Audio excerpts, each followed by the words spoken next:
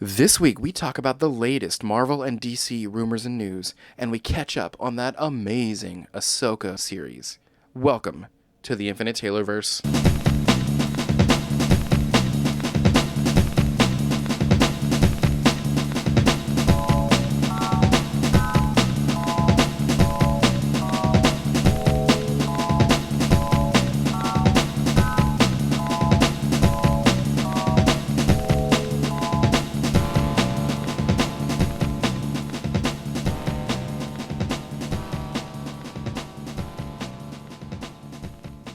Warning. Red alert. Ay, ay, ay, ay, ay! Danger, Will Robinson. Danger! That's the emergency alert. This episode is full of spoilers for some of the latest and greatest nerdy movies and shows. Spoilers. Listener discretion is advised. What's up, everybody? Welcome to the Infinite Taylorverse podcast. I'm Billy Taylor. And I'm Taylor Oxner. And this week we are back together again to talk about just the stuff that's going on out there in the pop culture universe. There's been a lot of cool things happening. But Taylor, as usual, before we jump into things, what have you been nerding out about this week, man? This week. So we went to Wendy's the other night, and for the kids' meal, they have little Keshi DC figures. Ooh, nice. And you get like 3 of them per toy, for like meal or whatever, and they're really cool. So I've kind of been geeking out about those. Oh, that's fun. I've been nerding out about a video game. So I've mentioned before, I'm not much of a gamer unless it's Legend of Zelda, but recently the kids asked if they could get this new Disney Illusion Island video game for the Switch, and it was way cheaper than the games normally are. It was $30 when they're normally 60, something like that. But I was like, yeah, let's go ahead and get it. And I played it over the weekend, and it was one of the most fun games I think I've ever played, and I couldn't stop playing it, and I beat it in about 2 sessions. That's awesome. The gameplay total was about 4 or 5 hours, but it was one of those, you have to go back and forth and unlock things. I kind of thought it reminded me of Metroid, where you kind of backtrack through some of the same maps and gather things, yeah. Except it's just Mickey Mouse characters, and you're gaining skills along the way, and it's one of those things where because it's Disney, there's no violence, so you're not really fighting bad guys, but you're doing things like avoiding bad guys, and Yeah. the main bosses, you are destroying stuff, but not the boss itself. For example, you're jumping on lab equipment, and once it's all smashed, then you progress to the next part. But even though it was kind of for kids, I thought it was a super fun game, and I would actually recommend playing it. It's Disney Illusion Island. It was pretty fun. Oh, that's awesome. Well, this week, there's a little bit going on in most of our usual categories. We'll start with Marvel, and most of this week's stuff with Marvel is rumors and speculation, but it was fun when I saw it online and thought we would talk about it. This one is not exactly speculation. This was something that happened, and it sounds like Marvel has submitted an offer to the actor Josh Hartnett to play Doctor Doom in the MCU. The only thing is he hasn't responded yet, but that offer has been made. And what did you think about that when you saw that? I thought it was really good. I like him as an actor. Yeah, I think he could do it really well, actually. I do too. It's funny when I saw that, literally that never would have ever crossed my mind for any reason whatsoever. But when I saw it, I started thinking, that is actually a really good fit. He's Yeah. in the right age category. He's a good looking dude. It works for me. So I hope he accepts it. Yeah, for sure. There's been some Deadpool news and rumors, and it's kind of hard to separate them. Let's see here. It sounds like Deadpool 3 is going to lead directly into Avengers Secret Wars, and it's supposed to showcase multiple realities that collapse, and it's going to have the TVA show up and kind of save certain heroes from all these different realities and place them on New Earth, aka Battle World. And I mean, that makes sense if we're leading into Secret Wars. Yeah. I thought we were going to see it a lot sooner than that, but Yeah, I think Deadpool 3 is still we know it's happening, and we know it's in pre-production and all that, but it's kind of a little bit down the road compared to some of the other stuff that we know is coming. yeah. This one is kind of cool. It sounds like they have cast Daniel Radcliffe as an unknown role in Deadpool 3. So he has been cast, but the speculation is who he's going to be. And obviously, many people for years have been saying, oh, Daniel Radcliffe needs to be Wolverine. But what if he is a Wolverine variant from another Earth? That'd be awesome. I thought he would be a good Wolverine. There's a couple other people who I have in mind, but like, I'm not mad at that. Right? I can totally see it. He's the right height, and I don't know if you've seen some pictures floating around the internet. He's starring in a new show right now. I cannot think of the name of the show, but just Google Daniel Radcliffe and sort it by date and look at these recent photos. Dude's got himself pretty jacked. I don't know if you've seen that. Yeah. So, yeah, that'll be kind of crazy if he becomes a Wolverine variant. It'd be super crazy if he becomes the Wolverine. Oh, yeah.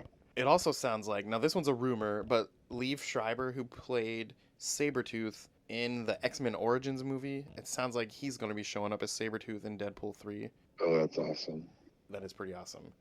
And then that's about it in the Deadpool world, but some more bummer news with all the strikes still happening and not being resolved anytime yet, which, side note, they just did a report and they've already lost more money just from inactivity than they would have lost if they just gave the writers and actors what they've been striking for. So that's Wow. so annoying. Yeah, that is annoying. They should have just made that negotiation and given them their fair share and moved on, because this inactivity has already lost them more than if they just gave in. And that's so annoying. Yeah, I wonder if because of that, maybe it'll start moving a little bit quicker. I hope so. Because right now, we're on the tail end of a year, but it's about to be new show season, and we're not going to have anything, and that's going to suck. Yeah, it will be weird.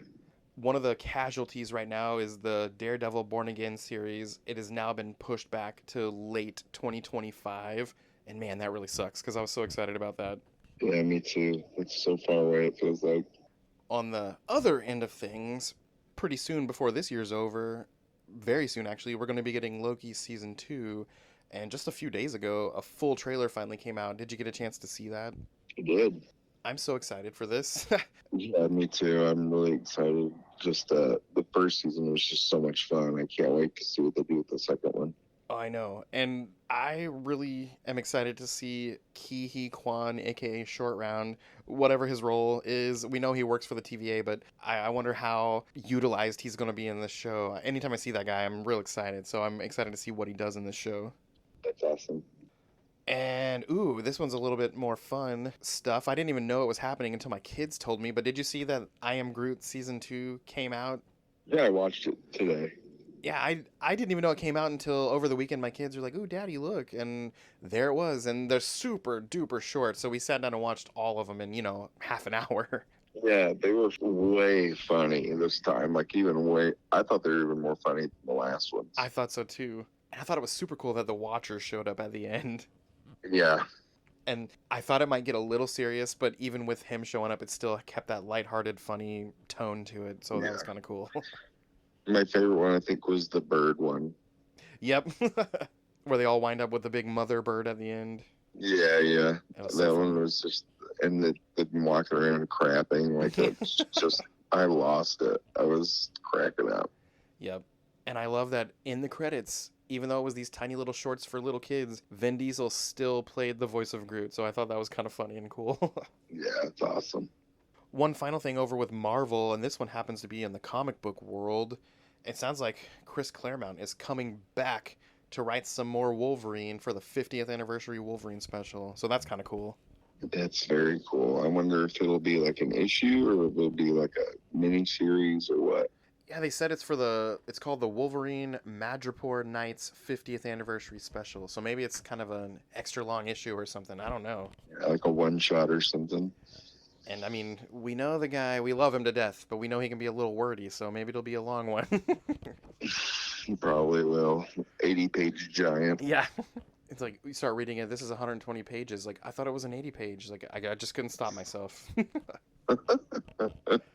Well, over with DC, there's not a ton of stuff, but I do have to say that since the last time we talked, My Adventures with Superman had its season finale, and oh my gosh, I expected I would kind of enjoy the show because it's a character I love, but it has slowly become probably top 5, if not top 3 favorite animated Superman stories. It's awesome. It looks great. It's fun. I like where they're going with the story. It's a little bit of a twist on some things. His dad's still alive, meaning Jonathan Kent, and him and Lois and Jimmy are young. They're interns, and the modern twist to it has been really cool, and the origins of some of the villains have been really cool. And one of the episodes was a multiversal episode, and Mixus Pitlick is there, and he starts like snapping his fingers and turning Clark into different Clark variants, and all the variants looked like animated Clarks from the past, and it was really cool. That's awesome. I haven't caught up with that yet. I've watched like the first 2, I believe. Yeah, and after about the 4th one, they really, really, really pick up, and it's just a lot of fun. And I did not know that the finale was the finale. So when it said, see you season 2 or whatever it says at the end, because it did say something, I was like, what? It's already over? But yeah, it's been a lot of fun. And I love that my kids can watch it. It's not, even though it's on Adult Swim, it's not adult, if that makes sense. Yeah.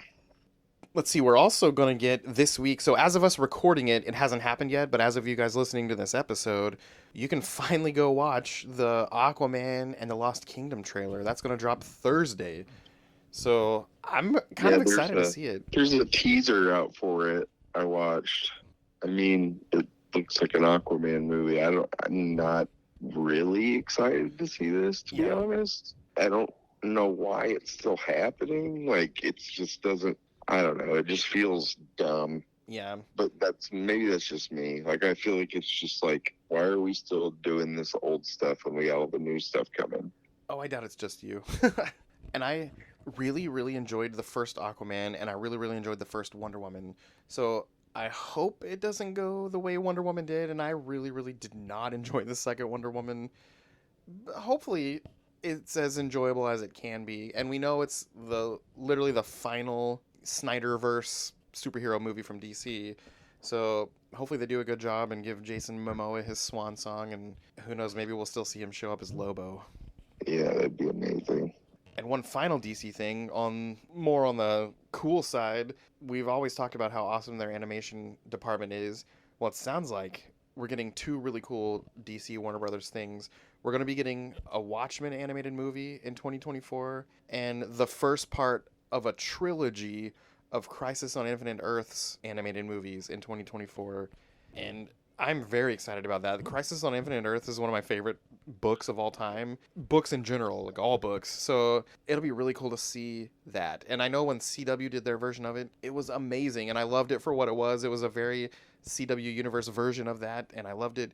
But it'll be really cool to see a comic book animated version of that story. So I hope it's awesome, and I can't wait to see it. Yeah, I'm glad they're doing it in like 3 parts too. Yeah, so they won't rush it. Like, they can fit a lot of story in.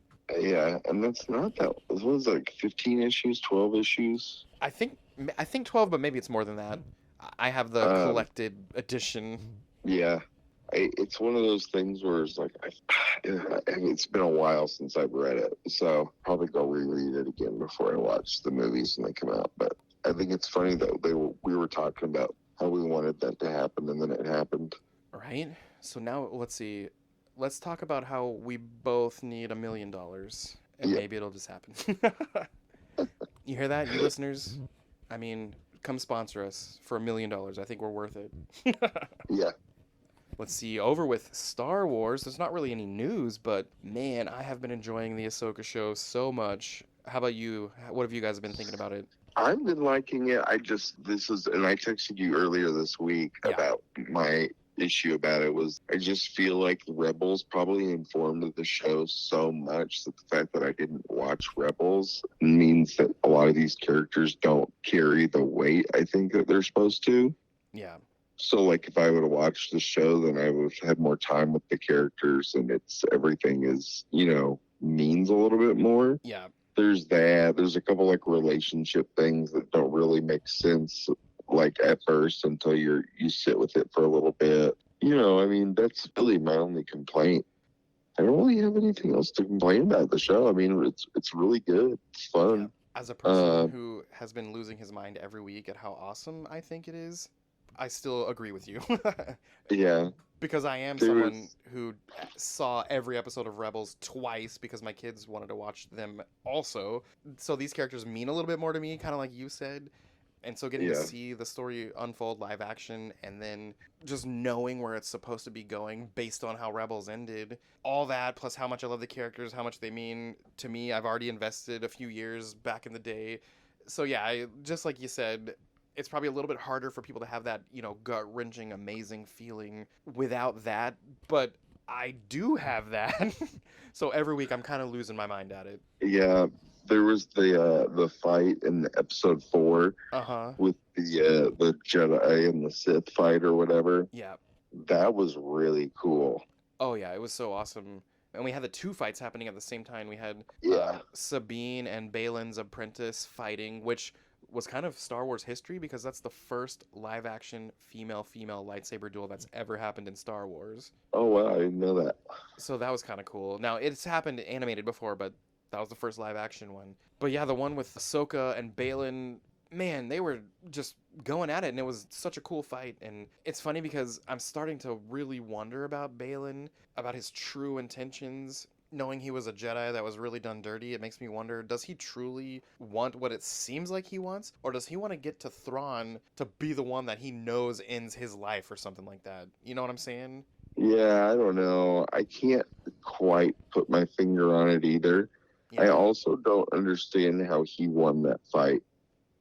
Towards the end of it, when he throws her over, it was like kind of like that was weird. She Yeah. was beating him. Yeah. I think she got so distracted with emotion that Sabine was not dead that he Yeah, just took his moment, you know? yeah, And then yeah, the end of that episode, you don't really see her, you don't know what's going on, and then suddenly she wakes up. And again, this is another Rebels thing. She wakes up in the world between worlds, which we've only seen in Rebels. And it's one of those places where for people who haven't quite seen that, it connects all space and time. It connects every moment that ever happened through the Force, every location through the Force. And obviously we didn't quite know what was going to happen, but when she turns around and you kind of hear in the background, he's like says something about snips, and she says master, and she turns around, and then there's Anakin, young looking Clone Wars era Anakin. And the way the world between world works, they never really dove too deep into the lore, but I wonder, every time we see a Force ghost, is this where they reside in between times? And also, is this, in the timeline, this is post Darth Vader being dead, so it appears that he's assumed his pre-Darth Vader form, because I mean they're a ghost. I guess you can choose whatever form you want, and I don't know. I'm just so excited to see where they go with this, and especially the fact that episode 5, which comes out, well, for us recording, it comes out tomorrow. For you guys listening, you've already seen it, and I'm sure we're nerding out about it. But episode 5 is going to also be released in theaters, which says to me it must be some kind of a spectacle, because why would they do that? Oh, weird. It's going to be in just this episode? Just episode 5, it's going to be released in select theaters nationwide. So I Crazy. feel like it's going to be an awesome sight to behold. Yeah, I'm excited. And maybe it's going to be a little bit longer than these episodes have been being, too. Yeah, maybe. But yeah, man, when they showed Anakin, I got chills. It was awesome for her to see him and say master. And I've got all these theories, like she never completed her training. What if in this world between worlds, he completes her training officially? She's obviously bad to the bone and doesn't need all that, but that's just a kind of a cool thing they could do. Who knows what they might do? I cannot wait to watch it. Yeah, that'll be really cool.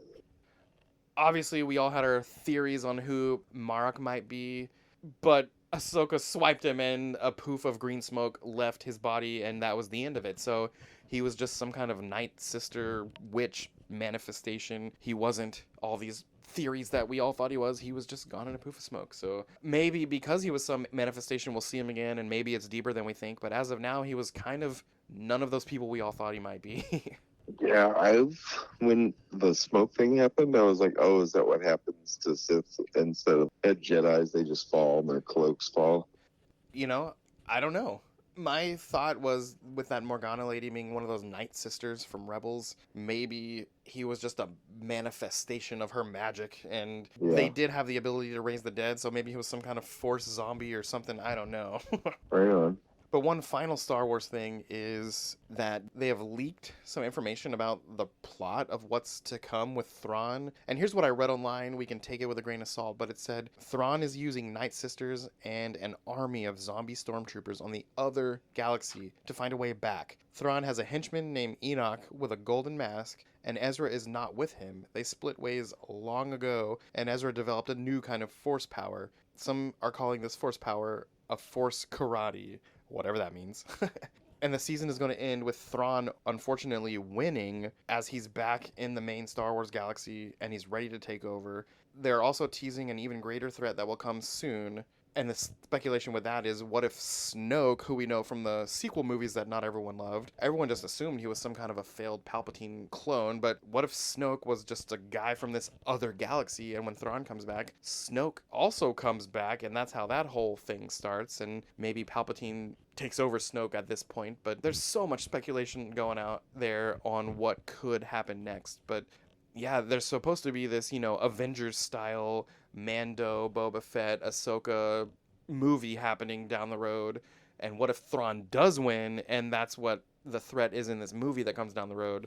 I don't know. I'm just excited to see what comes of this, and I'm enjoying this show so much, and I can't wait to see tomorrow's episode. Yeah, it'll be a lot of fun.